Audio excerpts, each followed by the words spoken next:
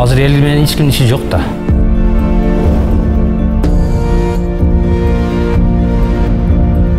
Өкмөткө бир справка гана барышы мүмкүн. Бөлөк эч мындай бир өкмөттөн бир жардам сурап бара албай жатам да бир нерсегечи. Ошон үчүн өкмөткө мындай биз ишенбей калдык да. Эл өзү ашаркы эле бүтүрүп атабыз. Балдардын окуусу үчүн эң жакшы шарттар керек, окуу китептери жетиштүү болуш керек. Эми ошол балдарга онлайн окуш үчүн телефон, планшеттер жеткиликтүү болуш керек, интернет жеткиликтүү болуш керек. Тилекке каршы бизде кээде интернетке туташуудан кыйын болот. Канчалаган билимдүү балдар, кыздарыбыз бардыгы эмигрант болуп, мына ушул Москвада жүрүшөт, Корея, Америка, ушул дүйнөнүн төрт бурчуга кеткен да балдар бардыгы эле. Менин оюмда ушу немеде темпте кеткен болсок, мен азыр шайлаганга деле немем жок болуп калды уже. Өзгөрүш жок ушу убакка чейин. Кайдеке тутканыңызды мен өзүм деле билбеймин.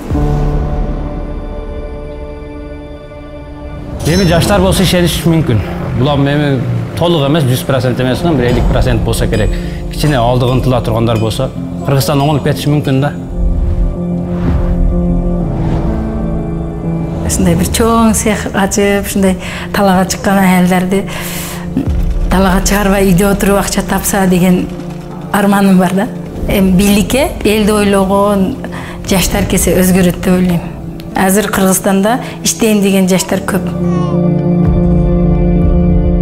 Экономиканы жакшы билген, ишкер, элди ойлогон, эң негизи ыймандуу, адилеттүү, бирөөнүн акын жебеген мындай жетекчилер болсо, Кудай кааласа, Кыргызстан келечеги оңолуп кетет.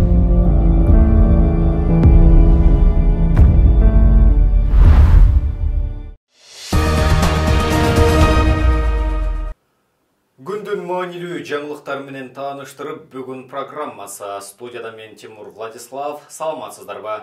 Алгач чыгарылыштын кыскача мазмуну менен таанышып алыңыздар. Кыргызстандын президенти Сооронбай Жээнбеков Түркиянын президенти Реджеп Тайып Эрдоган менен телефон аркылуу сүйлөштү. Борбордук шайлоо комиссиясы Биримдик жана Мекеним Кыргызстан партияларынан бирден талапкерди шайлоо жарышынан алып салды. Мурдагы премьер-министр Сапар Исаков номер 8-чи түзөтүү колониясынан номер 27-чи түзөтүү колониясына которулду. Бүгүн 24 сентябрда Кыргыз Республикасынын президенти Сооронбай Жээнбеков Түркия Республикасынын президенти Реджеп Тайып Эрдоган менен телефон аркылуу сүйлөштү. Бул тууралуу президенттин аппаратынын маалыматтык саясат бөлүмү билдирет.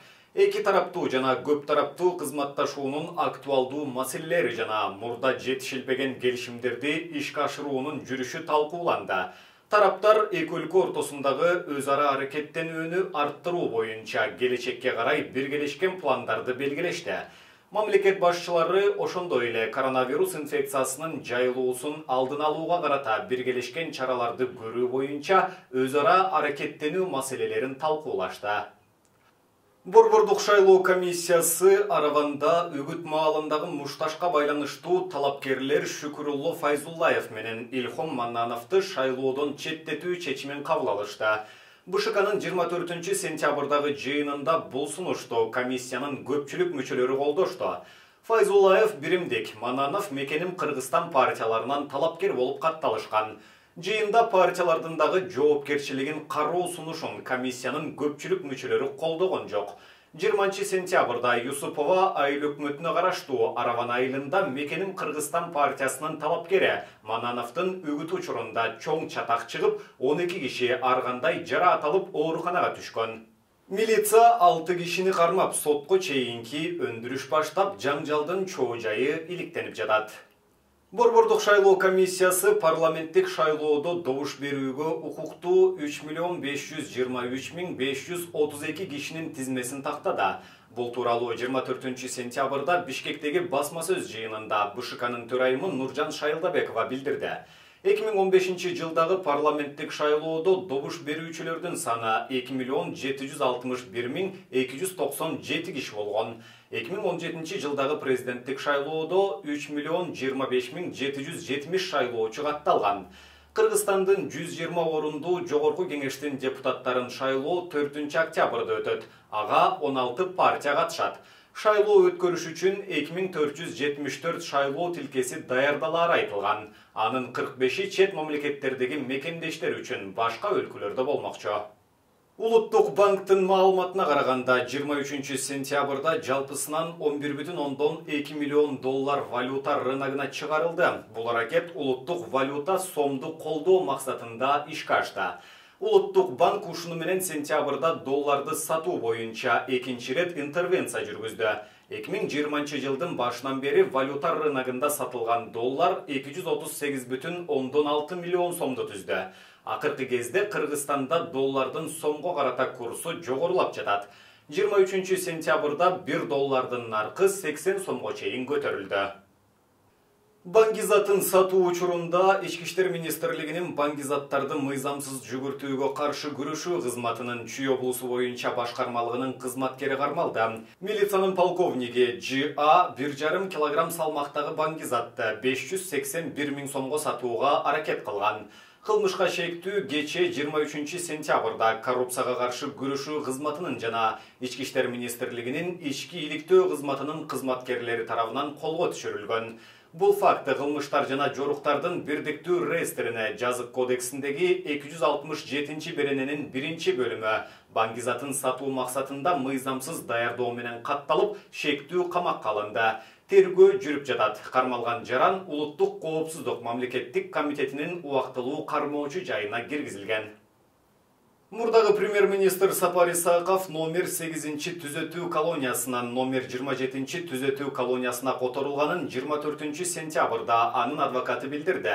Себебин билбейм, чоо жайын билиш үчүн жаза аткаруу мамлекеттик кызматына кайрылдык деген Жошов муну камактагы адамга басым көрсөтүүнүн бир ыкмасы катары баалады. 2018 жылы камакка алынган Сапар Исаков Бишкек жылуулук электр борборун, Улуттук тарых музейин оңдоого жана Чолпон Атадагы ипподромду реконструкциялоого байланышкан кылмыш иштер боюнча айыпталган. Ал күнөөнү моюнга албай, муну саясий куугунтук катары баалап келатат. Быйыл 9 июнда Бишкектин 1 май райондук соту аны жазык кодексинин 319 беренесинин негизинде жалпысынан 18 жылга эркинен ажыратып, 247 миллион 650 миң 281 сом айыппул салган. Айрым иштери боюнча соттук териштирүү уланууда. Борбор калаанын ыкчам кызматкерлери автоунаалар менен алдамчылык кылган шектүүнү кармады. Бул тууралуу Октябрь райондук ички иштер башкармалыгынын басма сөз кызматы билдирди. 19 августта Бишкек шаарынын Октябрь райондук ички иштер башкармалыгына арыз менен кайрылган жаран 2020 жылдын апрель айынын аягында 7 апрель жана Максим Горький көчөлөрүнүн кесилишинде турган жеке айдоочу деген шылтоо менен ишенимге кирип, алдамчылык жолу менен маркасынын унаасын ээлеп алган Замир аттуу чала тааныш адамга чара көрүүнү өтүнгөн. 4500 акш долларына бааланган Honda Aria унаасы белгисиз тарапка жоголгон. Милиция кызматкерлери шектүүнүн изине түшүп, борбордогу кумар оюндарынын ойноочу жайлардын биринен кармады. Кылмышка шектүү 1990 жылы туулган жаран Бишкектеги номер 1 тергөө абагына 2 айга кымалды. Мындан тышкары анын ушул сыяктуу кылмыштардын 7 фактысын түзүүгө катыштыгы аныкталды. Ал автоунааны 3 жакка сатып, акчасын кумар оюндарына короткон. Учурда машина унаа токтотуучу жайга киргизилди. Мына ушуну менен бүгүнкү берүүбүздү жыйынтыктайбыз. Кийинки эфирлерден амандашканча сак саламатта туруңуздар.